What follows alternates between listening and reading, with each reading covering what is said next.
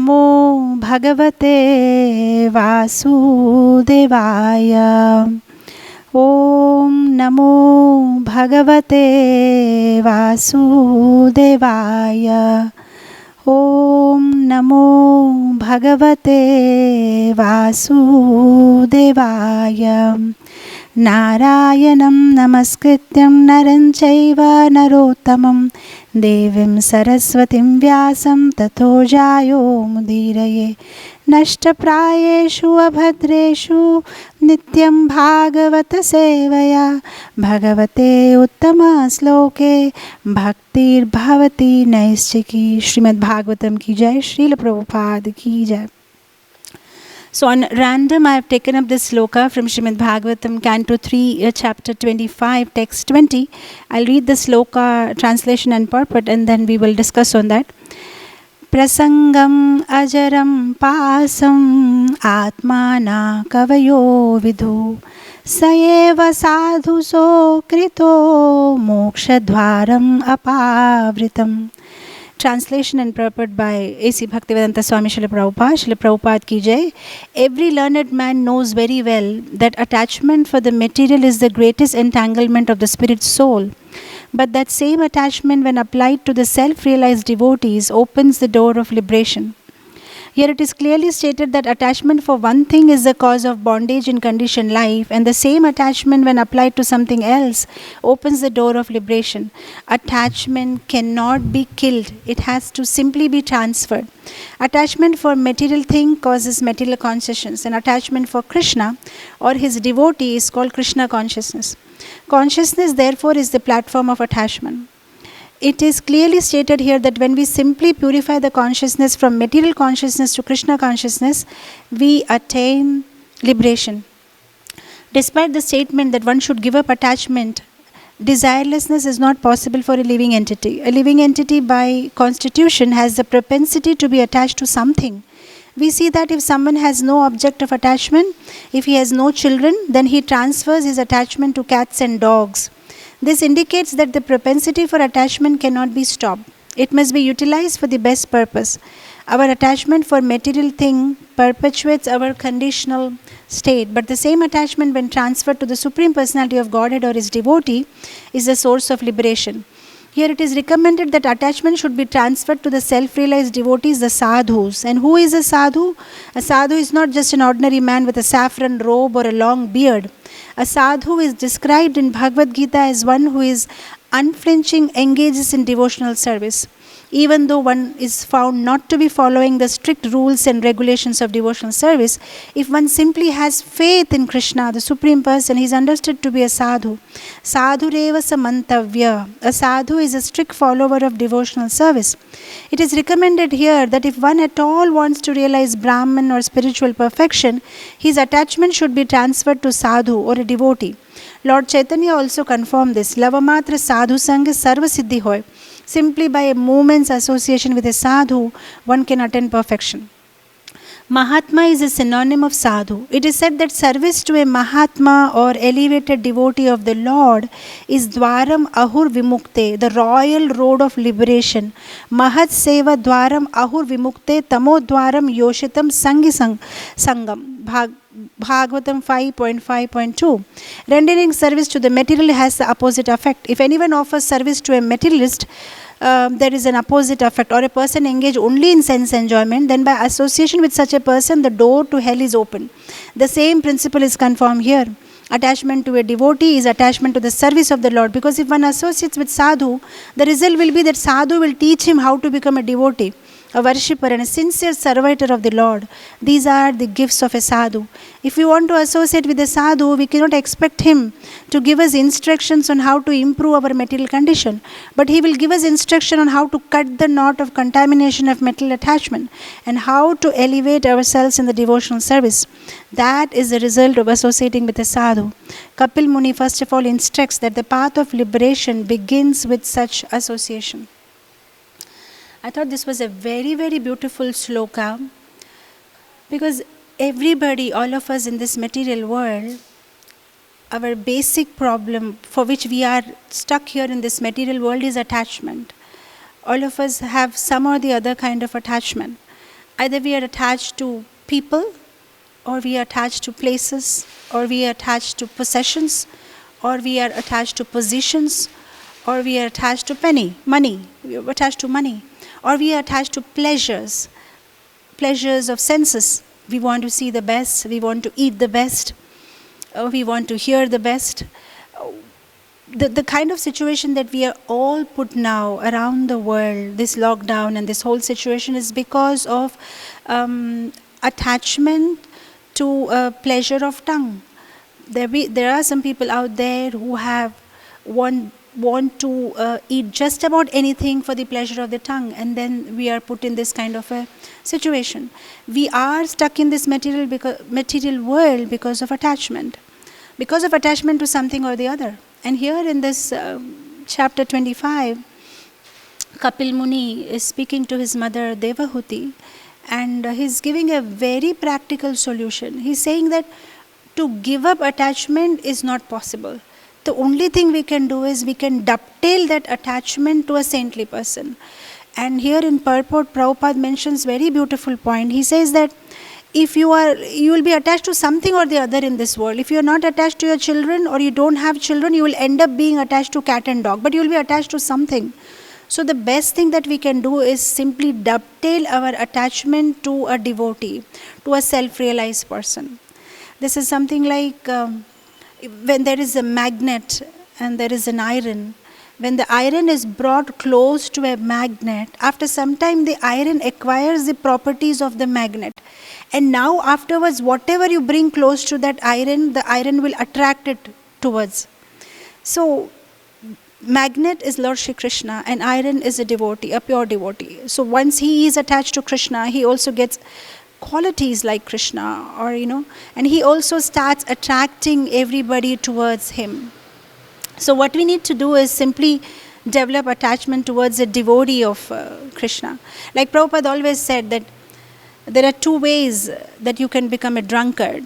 Either you go to a university and you have a PhD on what are different kinds of alcohol and what you can do about it. And the other simple way of doing it is you just go to a pub and associate with a drunkard, and you will become drunkard after some time. So the difficult way about it is that you read scriptures, you try your best to link your mind, yoga, connect to Krishna, which is a hard way. And even then, even if you try that way, at some point you need Mahat Kripa. Otherwise, what it is said in Chaitanya Charitamrita, Mahat Kripa bina, without the blessings of a devotee, kono karme bhakti na, you cannot do bhakti, you cannot get connected to Krishna. So the best way is that you get connected to a devotee. And what kind of a devotee? A sadhu. Here in purport, Srila Prabhupada says, one who has unflinching faith on Lord Shri Krishna. So when we associate with them, then we also become a devotee. Everybody of us, I believe, who came to Krishna consciousness definitely came because of some devotee. Either some devotee gave us prasadam, or some devotee gave us some book of Prabhupada, or we heard some devotee speaking something, or personally we were very touched by a devotee's behavior, or we were inspired by some devotee's talk, or we were inspired by a devotee's behavior, the devotee's dealing with us, and that attracted us to Krishna consciousness. So once we are attracted to that devotee, and if that devotee is attached to Krishna, then he will lead us to Krishna. I remember when I was young, my mother, when she used to feed my younger sister, she used to take her to the balcony and then show her some crows, and then when she's looking at the crows, you just feed. Of course nowadays you don't feed the children that way because of this smartphone. You just put up some cartoon and children are busy looking at the cartoon and you feed them. But those were the days when you just show some pigeon or you show some crow. Now I remember when my little sister was very young, and my mother trying to show her, look there is crow, look there is crow. She never ever looked at the crow. Because what she thought is, just now my mother was sitting very calmly. How come suddenly she's having this animated expressions? So her whole point is she was looking at my mother only for a long time. And after a year or so, when she grew up a little bit more, then she started looking at the point where my mother was pointing towards, So first she was looking at my mother, and then she started looking at what she was pointing towards. So similarly in our spiritual life also, where initially we look at the devotee who inspires us, and then after some time we understand what the devotee is pointing towards. The devotee is pointing towards Krishna. So basically the attachment to the devotee will then slowly lead us to attachment towards Krishna. Now, there may be some people who may argue that, well, in my life it was not devotee. I was directly attached by the beautiful form of Radha Madhav or Radha Damodar or the deities. But that kind of attachment is very superficial. Because we don't even understand what the deity is unless there is an intervention by a devotee, unless there is a devotee who explains us about the deity. I remember this very famous example of His Holiness Lokanath Swami Maharaj. Almost all the time in many of his lectures he quotes about how Bhaktisiddhanta Saraswati Thakur was giving a lecture and how one of his disciples missed the lecture and went to darshan, and when he comes back, Bhaktisiddhanta Saraswati Thakur asks him, where did you go? And he says, I went for darshan. And Maharaj says, oh, so how was your eye exercise? So because unless and until you hear from a devotee, you wouldn't even realize the importance of the deities. You will simply think the deity is a stone, right? Like, in this in the Hindi language, you have this very famous muhavra, says, Guru Govind dono khade kako lagu pai, balihari Guru aapne Govind diyo batai. So if Guru and Govind both are standing, I prefer to pay obeisances to my Guru, because unless and until my Guru would have showed that this is Govind, how will I even know this is Krishna? How will I even know this is Govind? So the saintly people play such an important role in our life because they take us to Krishna. And actually it is very easy to develop an attachment towards deity, but a little difficult to develop an attachment towards devotee, because deity doesn't correct us, because deity doesn't point out our faults, and we feel very comfortable with the deity, because no matter what you do, you can simply go and stand in front of Krishna and you just pray and come back. But when you are dealing with a devotee, he corrects you, he guides you, he will chastise you, right? So to have a devotee in our life is a boon, because deity won't correct, devotee will correct us, right? Sometimes we blow this balloon of ego, blow this balloon of different anarthas, and it's only a saintly person or a guru who walks in our life and puts a safety pin, and pricks our balloon, I remember this very beautiful story that I had come across about a sadhu, who was giving very good teachings. And one village man, he goes to the sadhu and he says, I want to get some knowledge about the absolute truth from you. And the sadhu says, very well, go to the river, take bath, come clean, and I will give you the knowledge. So he goes and he takes bath and he comes to the sadhu. Now while he is coming to the sadhu has a beautiful ashram on the top of a hill, and there are steps leading to his ashram. And while the man has taken bath and he is walking up the hill, there is this one man who is sweeping the floor. And while he is sweeping the floor, the dust goes on, goes to this man who has just taken bath.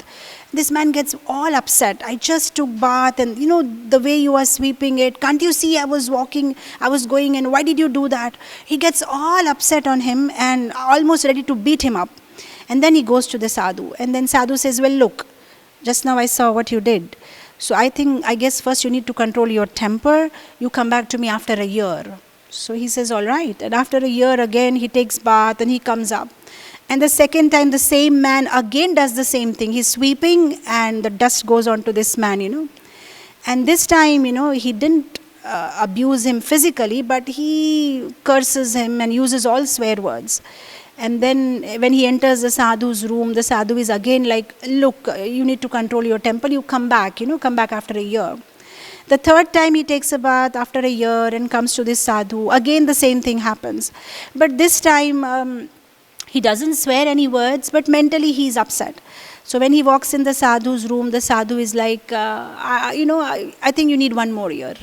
And then the fourth time, after 4 years, when he takes bath and comes, and this time when this man, not only the dust, the whole bucket of dust is thrown on this man, this arrogant man, he just holds the feet of the sweeper and shows his gratefulness.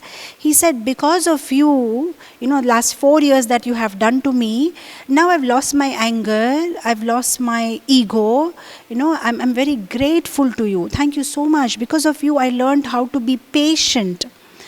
And then when he walks into the sadhu's room this time, the sadhu immediately blesses him and he said, now you are ready to take the spiritual knowledge. And I thought that was so beautiful. The step by step, the way the sadhu purified him. He purified him of his ego, he purified him of his arrogance, and ultimately he made him grateful. And I thought that was so beautiful. This time he was grateful that because of you I could get these good qualities. Because of you I could give up anarthas.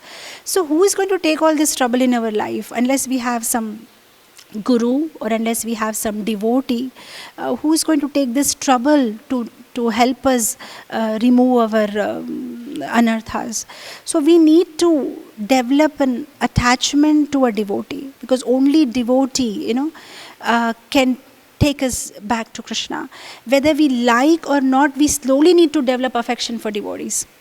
I remember this story in Prabhupada's pastime where Brahmananda Maharaj very innocently, straightforwardly tells Prabhupada, when everybody pays obeisances to you, I don't feel like paying obeisances to you. So what am I supposed to do? So Prabhupada says, whether you like it or you don't like it, you pay obeisances to me. You will start liking it. And we all know now that Brahmananda Prabhu was one of the favorite disciples of Prabhupada. And in his life also there was nothing but Prabhupada. He dedicated his whole life for Prabhupada till the end. And he was so sincere. Now it all started with whether he liked it or he doesn't like it, he pays obeisances. And when he pays obeisances to Prabhupada, definitely he's going to get blessings of Prabhupada. In this connection, I remember one story that I had read in my English textbook when I was in school. It was about Baron Rothschild. This Baron Rothschild, in the 1880s, he was a very famous banker. We all know about him, investment banker, very rich man, giving loan to so many people. Because he was a rich man, he had a big, nice palatial house. And the whole house was full of his photos on the horseback, in the army dress, hunting some animal, all over, But one fine day when he was seeing all these beautiful pictures of himself on the walls of his palace, he realized, I have picture in almost every dress, cooking, hunting, swimming, but I don't have a picture of myself like a beggar. How will I look if I am dressed as a beggar? Rich man fantasies. So then he went and approached a painter in France, apparently who was very famous, and he said, I want you to paint me as a beggar. Now, this painter, who was very famous at that point of time, he said, I just do real life painting, so I can't just imagine you and paint you like a beggar. You really need to dress like a beggar. You really need to look like a beggar. You really need to feel like a beggar. Then I can, bring out a best picture. So Baron Rothschild says, what am I supposed to do? So he says, you fast for 6-7 days. You should have that hungry look on your face, haven't eaten for days, and then I can paint a beautiful picture. He said, all right. So he takes a trouble of fasting for 6-7 days, and he's starving, and then now he dresses in old rags. And then they are in France on a beautiful street, and this Baron Rothschild, he is across the street, and he has his beggar's bowl and a very pathetic looking face, and he's standing there, and our painter is on the other side of the street and he's painting him. It's a perfect picture. Now he was so genuinely looking like a beggar that some man who was crossing the street sees him and feels pity towards him and puts a franc, in his beggar's ball and leaves. Now Baron Rothschild is a rich man. He's been giving loans to big countries, and so imagine somebody comes and puts 1 franc in his bowl. So he doesn't move because he's getting, they're painting him. So what he does is ask his assistant, go and check who is this man, who put a franc in my begging bowl. So his assistant goes behind this man and checks where he lives. Now, this guy is an investment banker. So what he does is, he says to his assistant, this is not some alms that he has given me. This is an investment that he has made. So what I'll do is, I will give him with interest back. So after 1 month, Baron Rothschild sends around 10,000 francs to this man. So now his assistant goes with the money and he tells, look here, this is the 10,000 francs for you. And this man asked, but why? So he said, do you remember a month ago you had given a franc to a beggar? He says, I don't remember. I give money to almost so many beggars every time I pass by. That's my nature. I don't remember. So then this assistant of Baron Rothschild tells this man, he said, yeah, you must have given to many beggars, but this particular beggar whom you had given 1 franc last month was a very special beggar, because he was not a beggar, he was a baron, he was a rich man. So though you gave a franc to him thinking that he is a beggar, but he knows that he is not a beggar, he knows that he is a rich man, so you gave him according to his capacity, and now he is going to give you back according to his capacity and his status. And I thought that was such a beautiful story.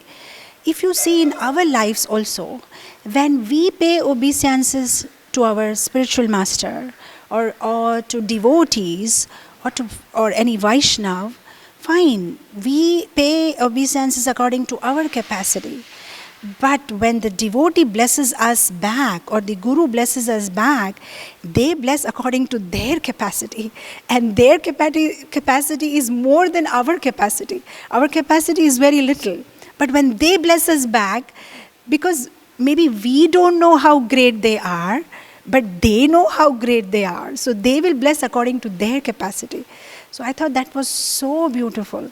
When we pay obeisances to the devotees, when we offer them service. So the whole takeaway point of this sloka is, somehow or the other way, we should develop attachment to the devotees of Krishna. And not only developing attachment, serve them in some or the other way.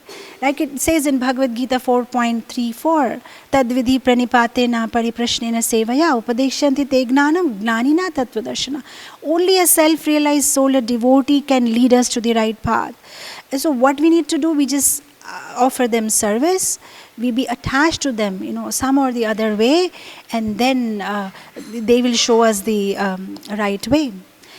Now, having made this point today, that somehow or the other get attached to a devotee, offer him service, and then he can take us to Krishna, I also want to make one other point.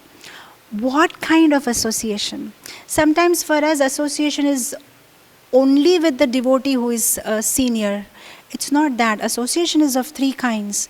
Sometimes we associate with devotees who are senior to us. Sometimes we associate with devotees who are little newer to us in Krishna consciousness or junior to us. And sometimes we associate with devotees who are on a equal platform with us. Now, in a devotee's life, we need to take association with all 3 of them, and more so ever with devotees who are with us on an equal platform, because that can cause a lot of purification.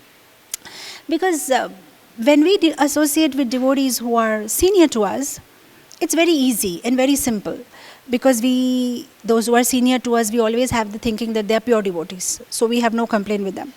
And those who are junior to us, we always have sympathy towards them because they are new and they think we are pure devotees, so we are kind to them. But the problem comes when we want to associate with devotees who are on the same platform. Now the whole trouble starts. This is something like, when you drive a car on a national highway, it's very easy, because there are lots of distance between car to car. Some cars are really far from us and some cars are way behind, right? So some cars are the cars of the senior devotees. They're just going fast on the way to Goloka, and then some are behind.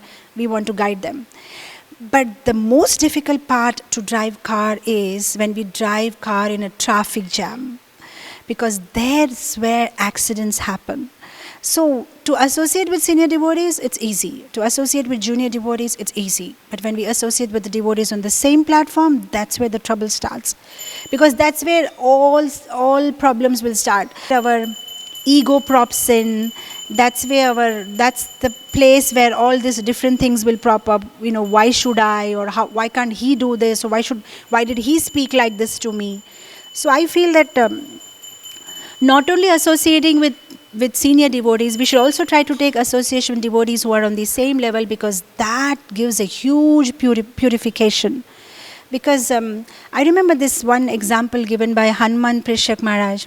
He said that just like if you have stones which are very sharp ended, and if you put all those stones inside a bag, then what will happen is that the stones, when they just clash with each other, they start softening each other.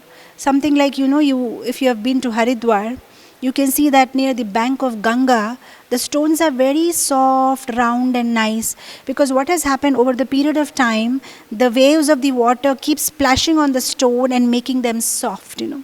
So sometimes when we associate with devotees from different backgrounds, different places, different swabhavas, and when we associate with them regularly, then, though we may hurt each other, but in this whole process, we soften each other also, or I would use the right word, we also help each other giving up our anarthas. Like those porcupines, they are the thorny animals, they stick together in winter time, but they are full of thorns and they prick each other, but at least they are safe because they are together. So in a devotee community, when we associate, there ought to be some problems, but when we stick together, then we help each other giving up anarthas, because he will hurt my ego and I will hurt his false ego, and in this whole process we will end up purifying each other. So jeno teno prakarena, by somehow or the other, we need to associate, be in a community, stick together, because outside world is full of Maya. So if we stick together, devotees, then we can protect each other. Like you see, even these animals, they have these signs. If you see these deers, they almost all the time are walking or grazing together. Because if they are grazing together, then there are less chances of a lion or a tiger to attack them. But sometimes you see in a herd of deer, there may be some small deer who gets attracted to some green grass somewhere, and when the deer starts grazing and the other deers leave ahead, then the lion or the tiger feels, oh right, now is the time, I got this deer all alone, and the lion or the tiger attacks the deer. So same thing happens in our devotional life too. When we are in a devotee community, then there are less chances for Maya to attack us. But the moment we stay back for some greener pastures, or we getting attracted to something, and we leave the association of devotees, that is where Maya gets chance to attack us. So we should always try to be in association of devotees, and try to associate with devotees on all levels, whether they are senior to us or on the same level, because every association purifies us. And at some point, even if we decide not to continue anymore in this marga, because we are in association of devotees, somehow or the other they will drag us. Like His Holiness Loknath Maharaj always gives this example of Kumbh Mela, that when you are with lots of devotees, even if you don't want to walk anymore, if you are in a crowd, somehow you will be pushed by the crowd, you will go, you will take bath in Ganga and you will come back also, and you will never realize also. So the whole process becomes so easy if we are in sadhu sangha, if we are in the devotees association. Devotees will somehow, and not only that, this whole process of Krishna consciousness is something like entering a cave. When somebody enters a cave, in beginning it's very comfortable because you can still see the light outside, and even though it's a little dark inside the cave, you can see the entrance, so you are comfortable. But when you go in the middle of the cave, that's where you are like, because you can't see the light anymore and you can't see the goal anymore, the exit. Neither you can see the entrance, neither you can see the exit. You are in middle of it. And that's where you start feeling, maybe this is not right for me, I should go back. And if at that time we have a help of a devotee who has already tread the path before and holds our hand, then it becomes very easy. Because beginning is easy, end is fine because you can see the light at the end of the tunnel, but in between is little difficult. So if we are always in association of devotees, then they will help us move forward. Even if you see in the life of great devotees like Tukaram, or you see Jayadev Goswami, or you see Narsimha Mehta, their wives were not such great devotees. But just because they were in association of devotees, they got the blessings of the Lord. You see in Tukaram's life, Tukaram was almost always chanting Vitthal, Vitthal. His wife was not very appreciative of it.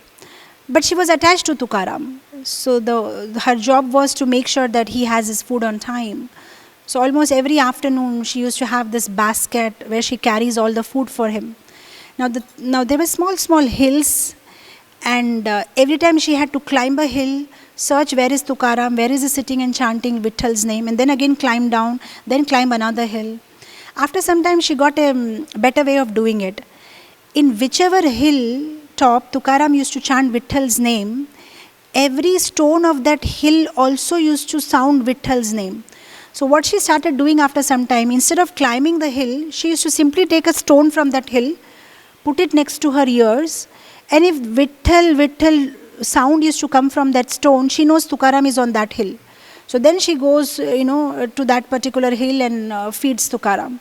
And at one day it so happened that she was pricked with a thorn, and she's unable to take it out because when we are ourselves pricked with thorn, it's difficult to take it out by ourselves. But then Lord Krishna himself comes and asks her that, can I take out the thorn? And then she asks, who are you?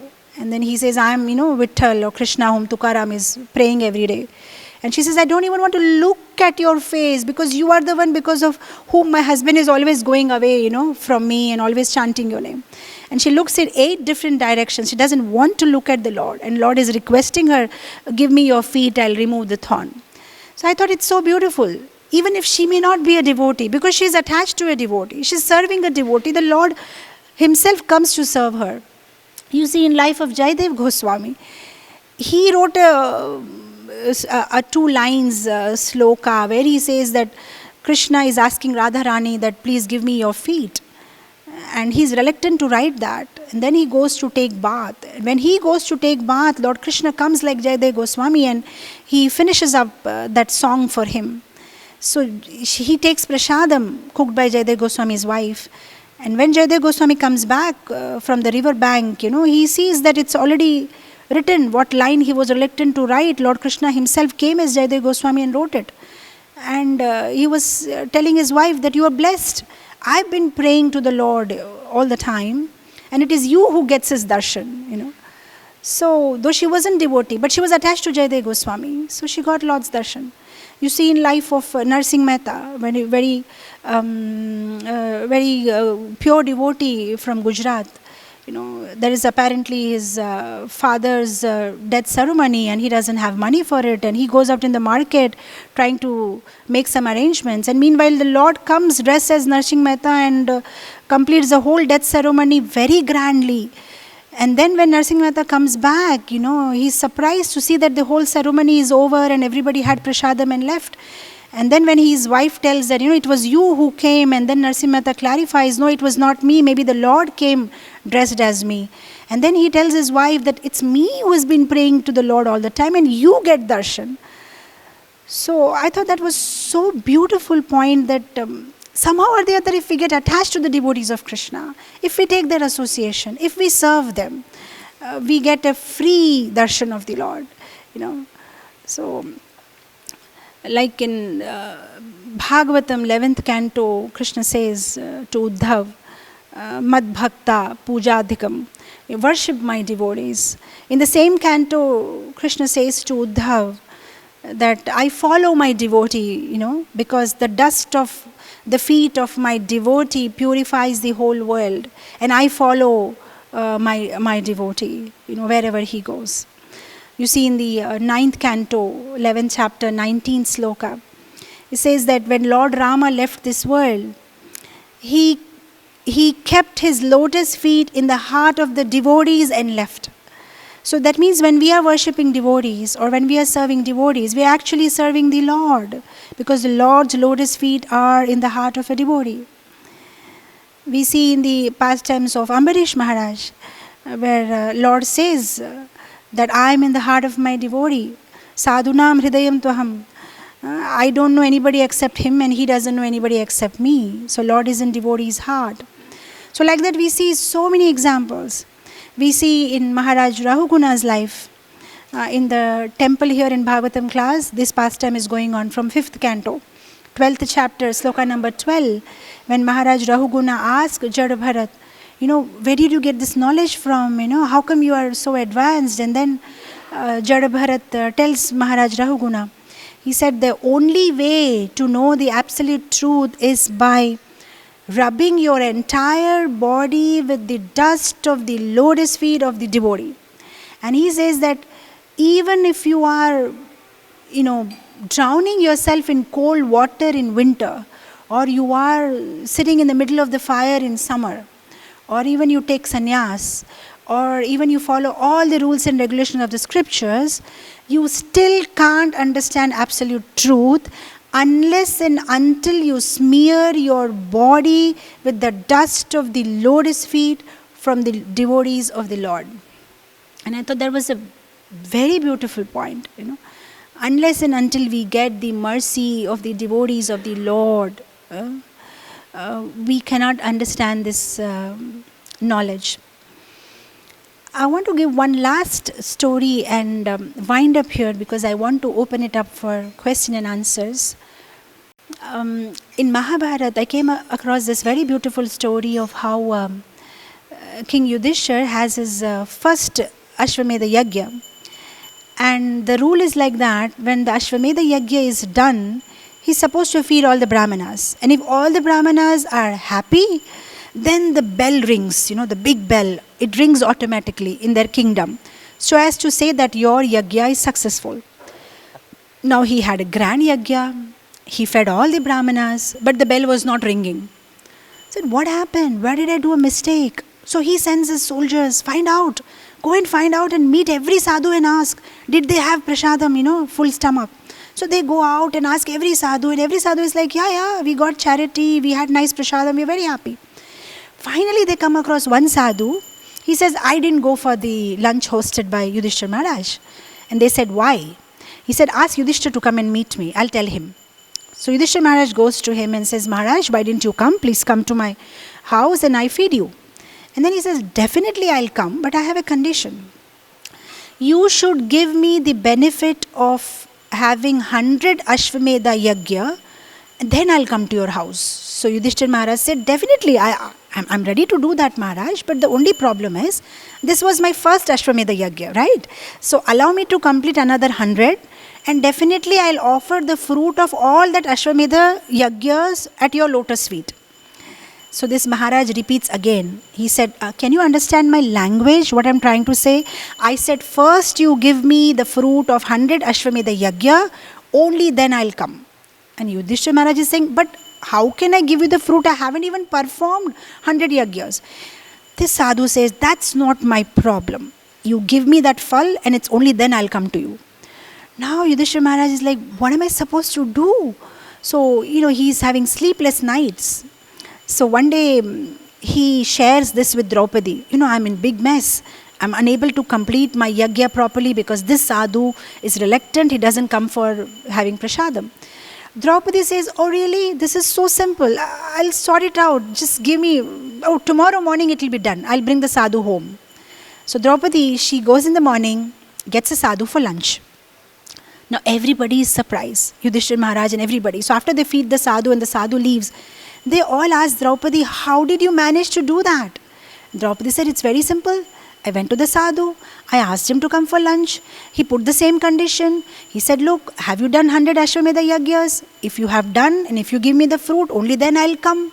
So then I quoted from the scriptures to the sadhu. I told him that it is said in the scriptures that whoever goes to meet a sadhu with love and devotion, every step that you walk towards the sadhu, every step gives you benefit of performing 100 Ashwamedha Yagya. So now from my palace, I walked all the way to meet you. I have accumulated the fruits of so many Ashwamedha Yagya and I transfer that to you. So she, there is this quote in Hindi, says that साधु मिलन को जाइए त्यजे मान अपमान एक एक पग आगे बढ़े कोटि यज्ञ समान. When you go to meet a sadhu, every step that you take towards him in anticipation, oh, I'm going to meet this devotee today, oh, I'm going to meet this devotee. Every step that you take, koti yagya saman. It gives you the benefit of 100 Ashwamedha Yagyas. So then Draupadi said, look, very simple. I walked from my palace to meet a great devotee like you. And here I have accumulated so much good karma or the fruit of so many yagyas. And I transfer the fruits to you. And I thought that was so beautiful. In ISKCON, we are blessed by Srila Prabhupada of getting association of devotees so very easily. We shouldn't take it very lightly. We should be very grateful that we are able to get the association of devotees so easily. So we shouldn't take it we shouldn't take it for granted and take advantage of it. And not only associate or be attached to a devotee sentimentally or emotionally, but we should be also attached to them on a practical level, that is attached to them as being servant of Krishna, serve them with their Vapu Seva, Vani Seva, get their blessings, and with their help and guidance embark on our journey back home, back to Godhead. I'll end it here because I think I'm over time, and I'll open for any corrections, suggestions by devotees. Yes. Yeah, Mataji, you said association, right? When we are in a remote place, we couldn't find any association. What do we do, Mataji? Yeah, now we can have Vani association. We are able to associate with the devotees, and I feel again it is, what is the definition of devotee is also very important. Even in our own house, if everybody is Krishna conscious, then we are taking association. If our husband is a devotee, a wife is a devotee, then we are having their association. And to get a higher association, we hear classes and we take Vani association by the Vani. Because anyway, that association is more important because it uplifts us when we hear, So it's not always possible to physically associate with devotees. But even in our own house, if we have Vaishnav devotees. Say, who is a Vaishnav again is, like we all know in Chaitanya Charitamrita, this famous quote by Chaitanya Mahaprabhu. When the devotees come to Puri to meet him and they ask who is a Vaishnav. And Chaitanya Mahaprabhu says, anybody who chants Krishna's name once is a Vaishnav. And the same devotees, they again meet Chaitanya Mahaprabhu after 1 year and ask the same question, who is a Vaishnav? And this time Chaitanya Mahaprabhu says, one who chants constantly Krishna's name is a Vaishnav. And then again 3rd year when these devotees come to Puri, they ask this question to Chaitanya Mahaprabhu, who is a Vaishnav? And Chaitanya Mahaprabhu says, one who reminds you of Krishna is a Vaishnav. So there are different kinds of Vaishnav. One who chants one time is also a Vaishnav. One who constantly chants is a Vaishnav. One who inspires us to chant is a Vaishnav. So we have geographical limitations, and it's not always possible to have physical association of devotees, but at least now because of technology we have Vani association. And I believe if we keep chanting and praying to the Lord, ultimately there will be such situation in our life where we can actually meet a devotee and physically serve the devotee. So that is also possible, even if it's not constantly, regularly, but definitely we can go sometimes on yatras or visit holy places and then take association of devotees. I hope it answers your question. Yeah. Yes. Thank you. Thank you. Hello, hi, this is Niran Chaudhary from New Jersey. Mataji, this is a fantastic presentation. Thank you very much. My question is, you mentioned about devotees who is self-realized. How do you define the self-realizations? I was thinking that self-realized person is generally considered as a guru. So kindly explain what is the status of the before I started the class, I was reading this purport by Srila Prabhupada. And then here you see, he says, he mentions, this is page number 386. He says, who is a sadhu? A sadhu is not a man with a saffron robe. A sadhu is one who unflinchingly engages in devotional service, even though one is found not to be following the strict rules and regulations of devotional service, if one simply has unflinching faith in Krishna. So I was thinking, anybody who has faith in Krishna, an unflinching faith in Krishna, anybody who inspires us to be more close to Krishna, we take him as sadhu. See, this is something little controversial here, because sometimes we associate with some people who are like-minded, but I always say that we shouldn't associate with somebody who is like-minded. We should associate with somebody who is right-minded. Because like-minded means he may have the same vrittis like us. If we are not so advanced, and we also, and the other person also not so advanced, but we are like-minded, we have same anarthas, then there is not much progress. But if we associate with the right-minded, then there will be some progress if they are little better than us in Krishna consciousness. Now again, having said that, how will I know this person is better than me, advanced than me? I think somewhere we need to use our own discretion, because I think we are smart enough to understand that when I associate with these devotees, I feel today my rounds were better, I'm feeling more inclined to do Krishna Seva, I'm clarified of my doubts, I'm feeling very happy. So then I continue association. Then there are some devotees whom I associate with, they are a little negative. The moment I associate with them, I'm not so motivated to do service. So we need to make because there is no formula as such, that you need to check. See, if we want to check in the same canto, same chapter, you see there will be some other sloka. Oh yeah, the next sloka. He says, what is the symptom of a sadhu? Kapil Muni is telling Devahuti, Titikshava, Karunika, Suhrida, Sarvadehinam, Ajata, Shatrava, Shantava, Sadhu, Sadhu Bhushana. Oh, so many qualities of sadhu. He should be tolerant, he should be merciful, he should be friendly, he should have no enemies, he should be peaceful.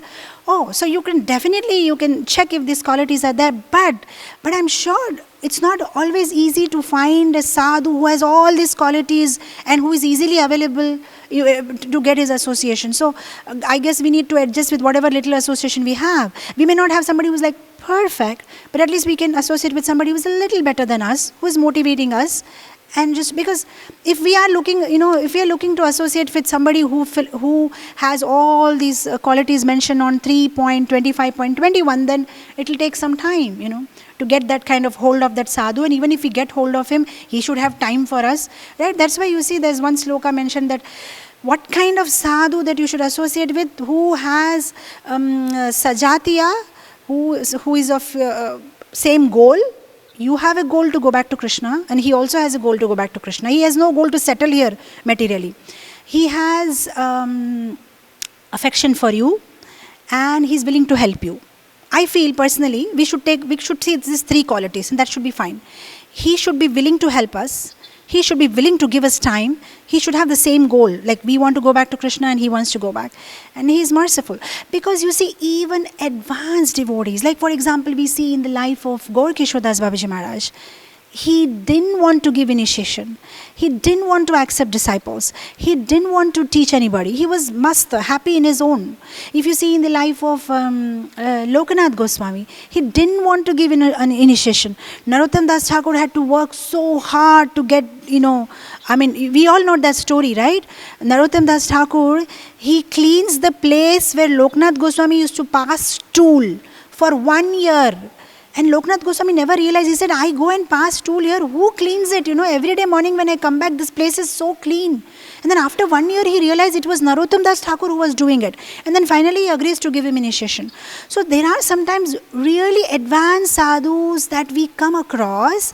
But the problem is they may not be interested to give us instructions. They may not be interested to help us. Then what? So that means we need to adjust a little bit here. Even if we don't have all the qualities mentioned in Nectar of Instruction, Vacho Vegam, Manasa Krodha, or in this, at least we can try and take association of those who are a little more advanced than us, whose association is helping us, motivating us, inspiring us to do a little better than what we were doing yesterday. I hope this helps. This answer helps you. This is what is coming to my mind right now.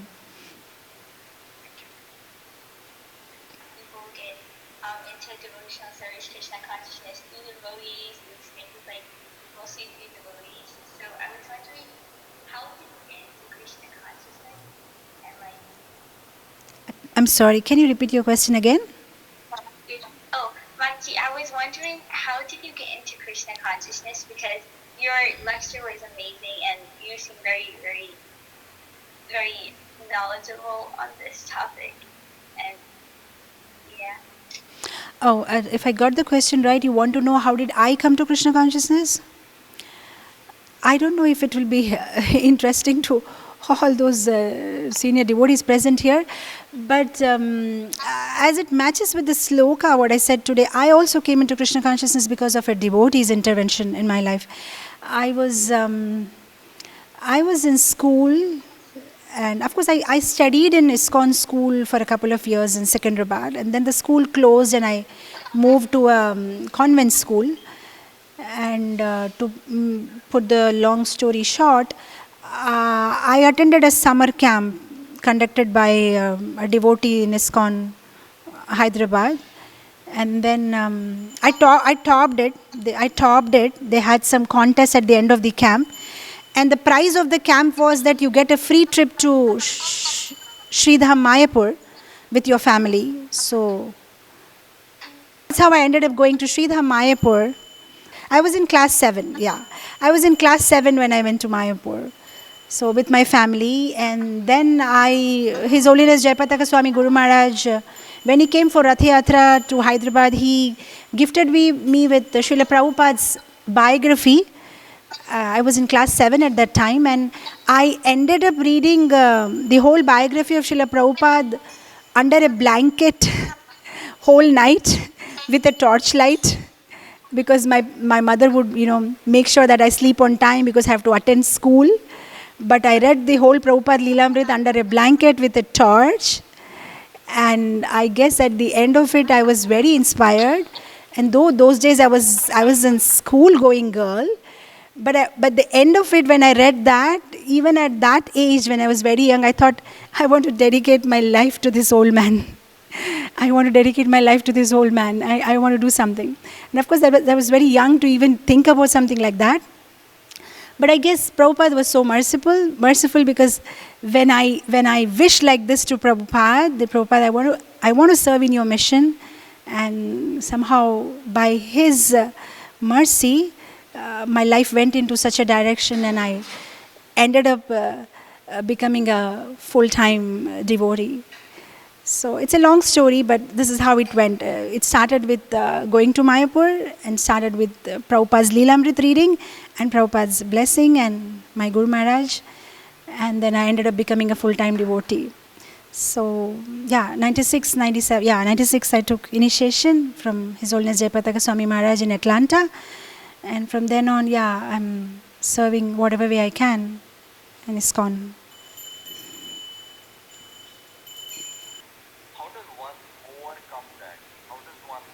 Understand No, that last line I could not understand. You said when you come across devotees who are what? Devotees who are not nice to you or the anathas, some Okay. kind of a, Okay. and you want to make them realize that it's not good overall, not for the movement, not for our association, not for our spiritual path.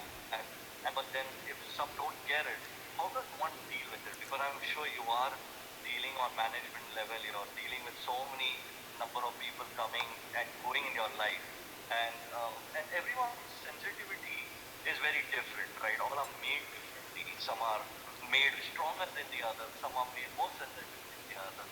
So, what's your take about approaching and moving forward in your spiritual life so that it doesn't bother you? Prabhuji, what I understand from your question, if I've got it right, is when you are in management and you have devotees serving under you, and sometimes you want to correct them, but they may be too sensitive to take it. So how do you go about it without hurting them? Is it Or even your peers, okay? not necessarily under you, even Okay. in your association in the temple or your Okay. family.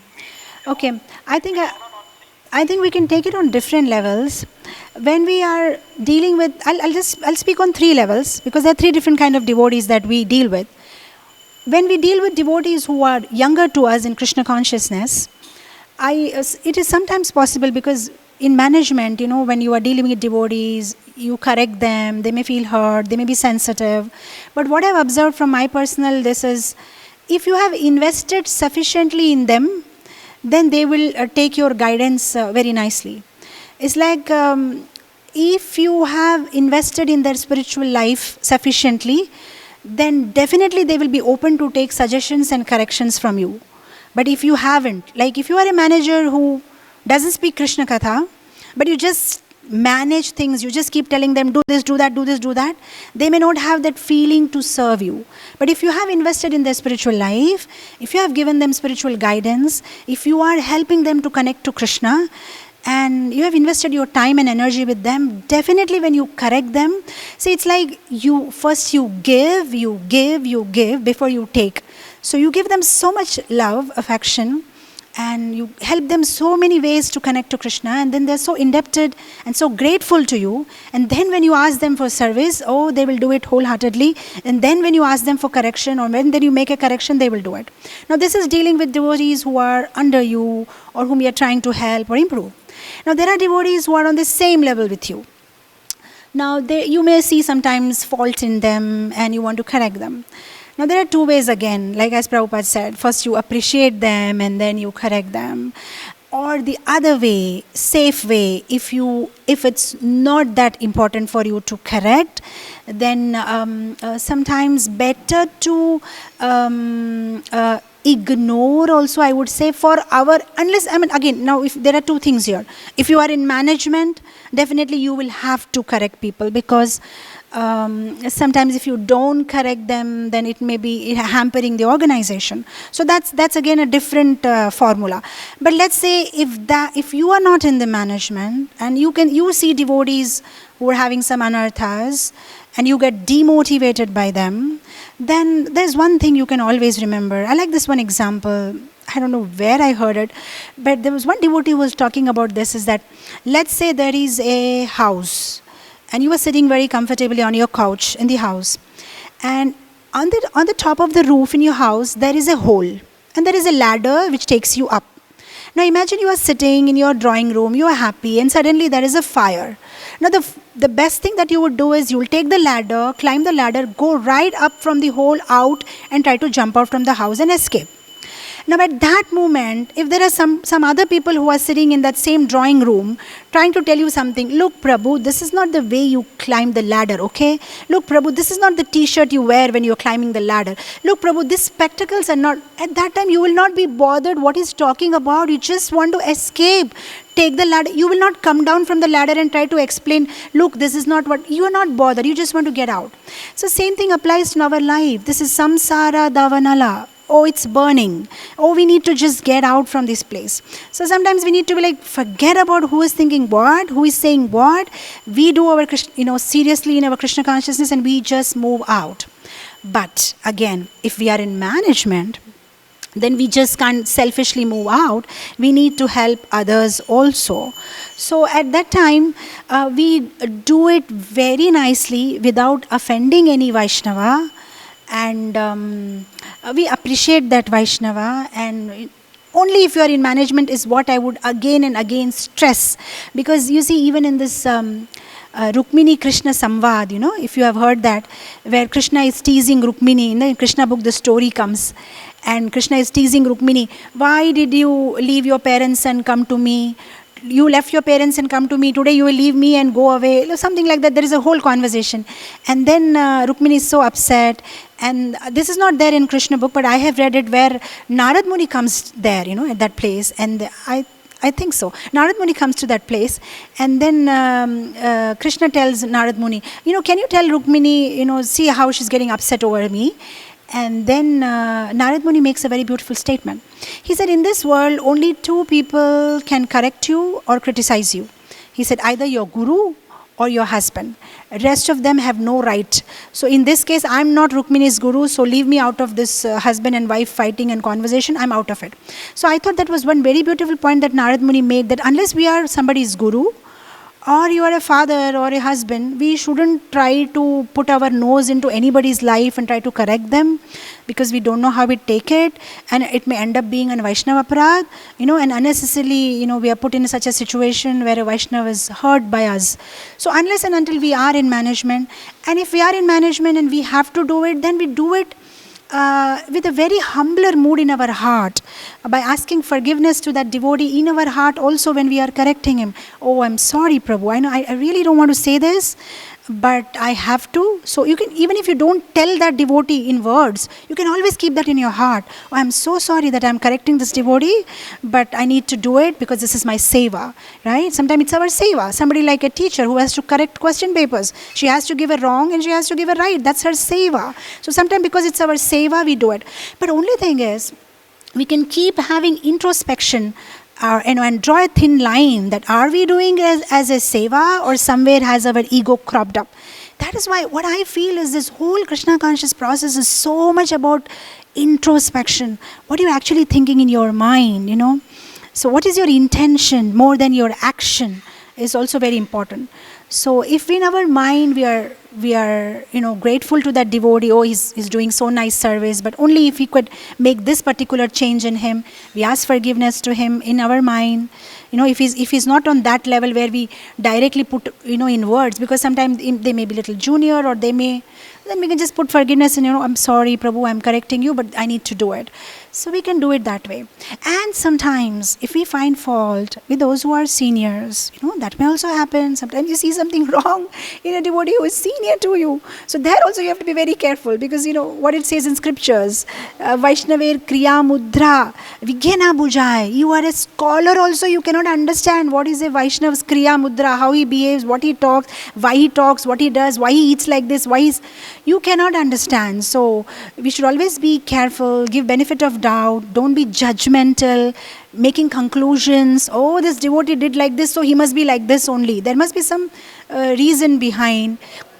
So these are the different ways. I mean, I can go on and on, but I think I hope it helps you. Absolutely.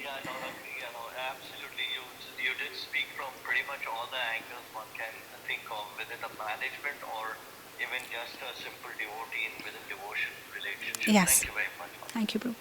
Thank you. Krishna Mataji. Thank you so much for the wonderful class. I have a question. You did mention about associating with devotees, which helps us remove our anarthas. When you are associated with advanced devotees and you're trying to grow or start a spiritual life, and you still have material attachments, right? Even though your goal is to go back to Godhead, and you have material attachment, what does that mean? Is it cheating, or how do you make yourself understand that? Okay, now your question is that you're already associating with a devotee, but you still have material attachments, so is it cheating? yourself or the devotee. Okay, but I think we are all in the process, so nobody is like 100% complete. So we know like what is the 10th offense, in chanting of the holy name, to maintain material attachment even after understanding so many instructions in this matter. Right? This is the 10th offense, right? We read every day in the morning. So yeah. Everybody of us are trying to come to a stage where we have absolute no material attachment, but it's a gradual process. It's not something that happens overnight, but we keep trying.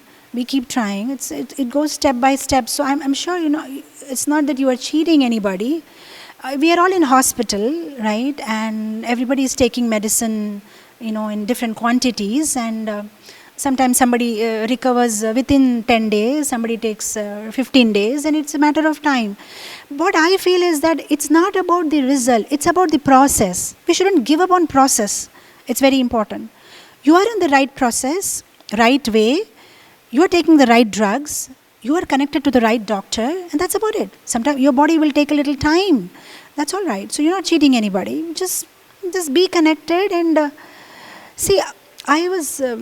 basically, even if we want to go back to Krishna, definitely it's not going to happen because one day we have become very advanced and we don't have any more anarthas and we are having Shuddha Nam chanting. It's not going to happen. What is going to take us back is, like we say, Krishna is not sadhan siddh. He comes because of his own karuna.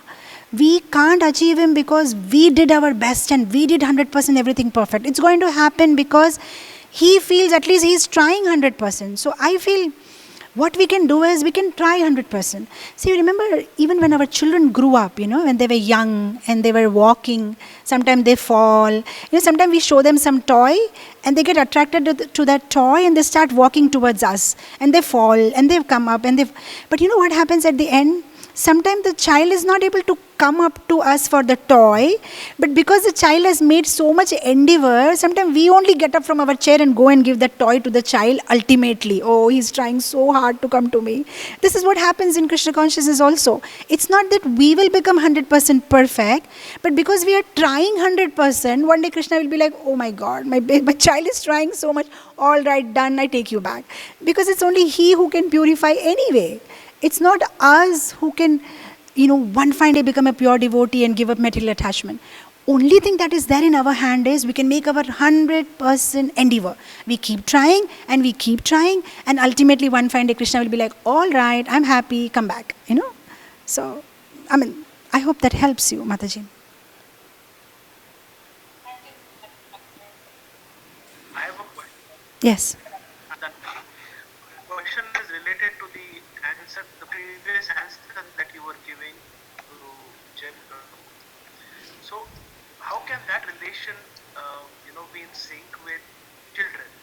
You said that only a guru should correct one, and you also give the example of the husband correcting. No other devotee person can really correct someone. How does that work in our relation with kids, our own kids? How does it work? Okay, if I understand your question, you are saying that I told only Guru can correct and husband can correct, then how can we correct our kids? Oh Prabhu, we are definitely Guru for our kids. We are their Siksha Gurus. So definitely we are a Guru for our kids and we can correct them. We are the first Gurus. We are the first Gurus. Oh no, I don't believe in this philosophy of until a certain age. This is a new age philosophy. Become friends with your children. I feel your children already have many friends. You stay there as a father. I think they need a father and mother.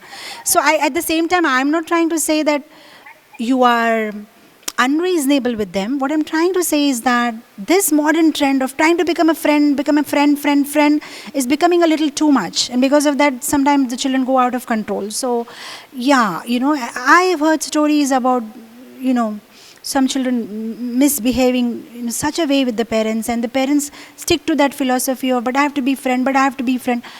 yeah, there is a certain way about doing it, So yeah, you become a friend, but it's not that you stop guiding them or you stop correcting them. Only thing, you change your ways of correcting them. So it doesn't mean that, it says Panchavarsha Lalana, that Sanskrit sloka, after up to 5 years you give them affection and after 15 years you became their friend. Becoming friend doesn't mean that you don't correct them. Becoming friend only means that you correct them in a friendly way. You correct them in a friendly way, but you remain their guru for a sure, for the rest of their lives, So yeah. You are a guru to your children, definitely. Thank you, Mataji. Last, but I'm just about to ask you, that Shastra says that until 5.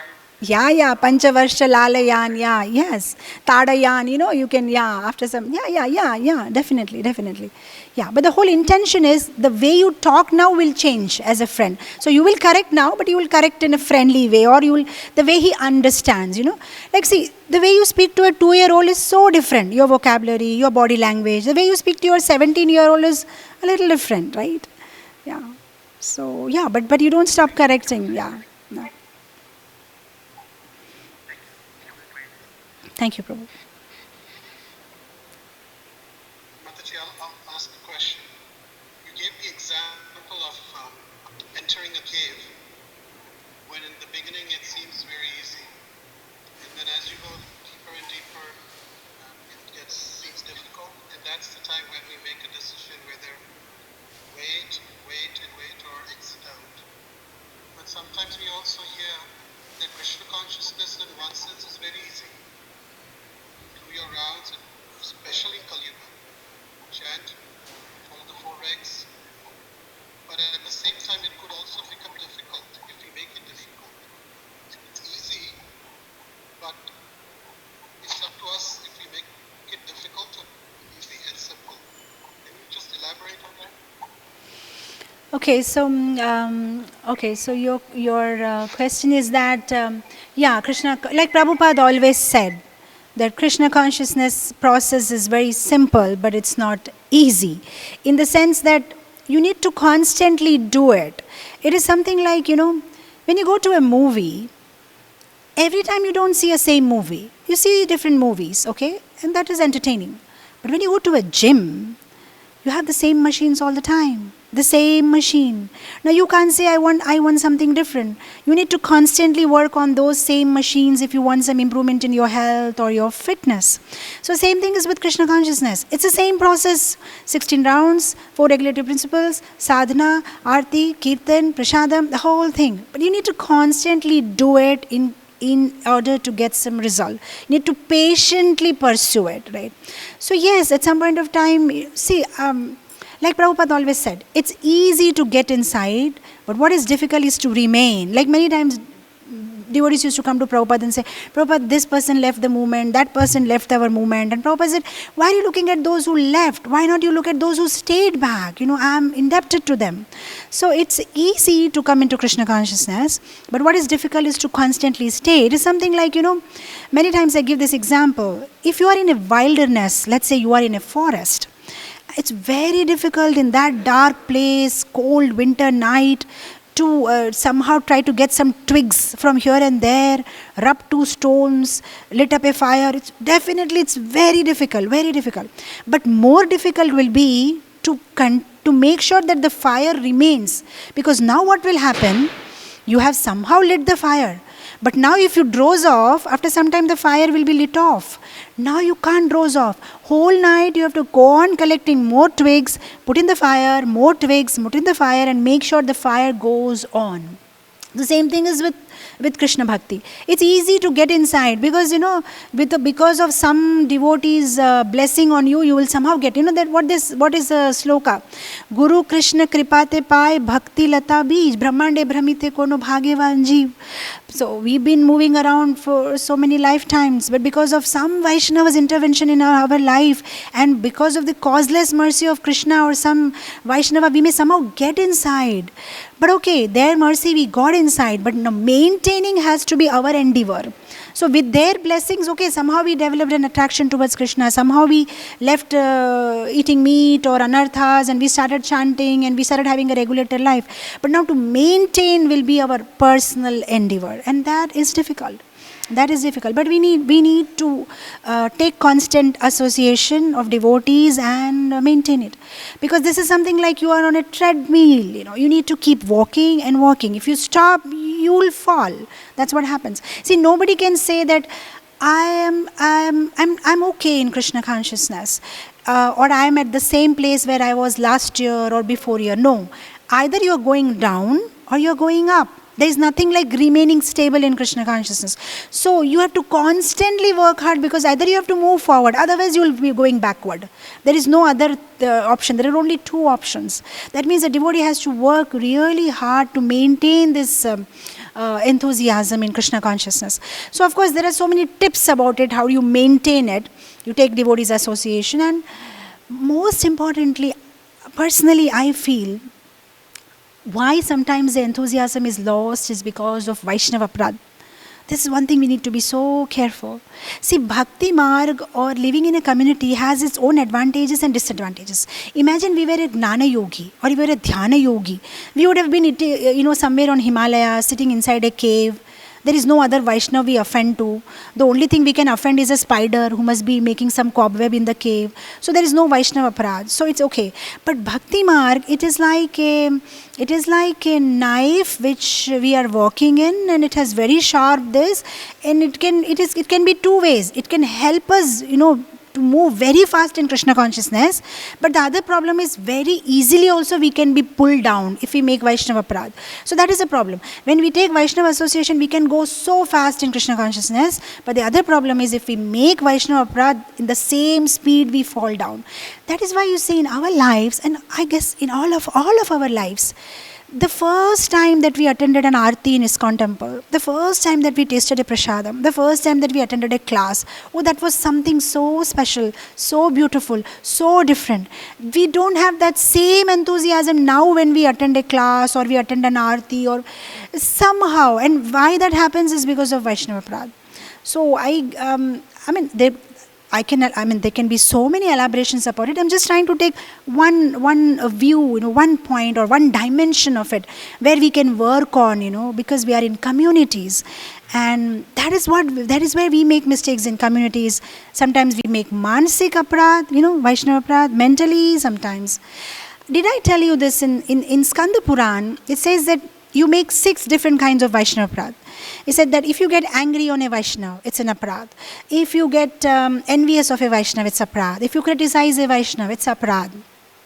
If you don't respect a Vaishnava, when you see the Vaishnava, you don't pay obeisances, it's an Aparadh. If you kill a Vaishnava, it's an Aparadh.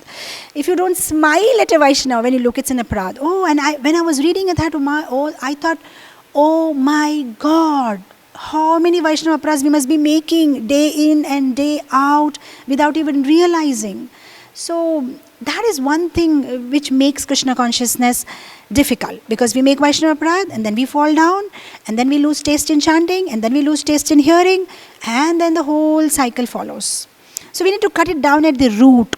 Where is that? What is that which is bringing our enthusiasm down? So we need to make sure that we have healthy and beautiful relationship with devotees and we don't make any aparadh. Then I think Krishna consciousness is not so difficult. What do you need to do? Just take prasad, follow 4 regulatory principles, chant Hare Krishna, read scriptures, associate with devotees and be happy. It's a simple process. But we make it complicated because of aparadh, and then we lose enthusiasm. So of course I just spoke of one dimension. There could be so many other dimensions. It can be a class by itself actually. I hope it could help some way, Prabhu. Sab Krishna, Krishna, Krishna lage. Sab Krishna, Krishna, Krishna.